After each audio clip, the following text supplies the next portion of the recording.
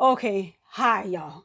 So I'm reaching out to anyone that's probably on my frustration level or have been on my frustration level since Dollar Tree first started having the vinyl, whether it was the glitter, whether it was the regular ones.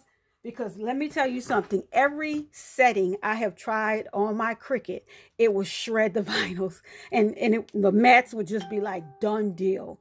And I guess today I was already going to do, you know, videos this week going, talking about vinyls and how I use them, the other vinyls that I purchased, not the Dollar Tree ones.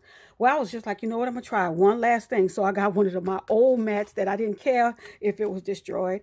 And instead of putting it down like this, face up, I put it face down and I cut it.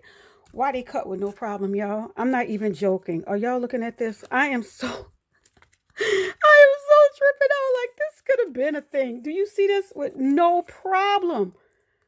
Perfectly. I was like, are you look, I'm not even joking. I was like, okay, okay. Because I need you to understand they're so thin. It's really hard. I'm telling you, if you flip them right side up and try to do this, it's not gonna work. I'm just trust me. I'm trying to save you a headache.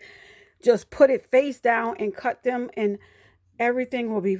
Look, everything is bliss now, y'all. You know what I'm saying? Everything is bliss. It's a new day, y'all. It's a beautiful day.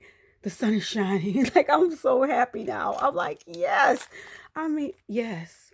Just I'm here for this. Yes.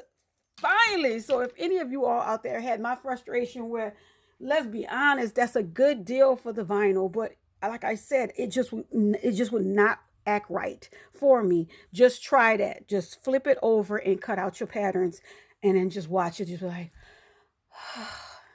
embrace, embrace it. All right, y'all. Have a good day.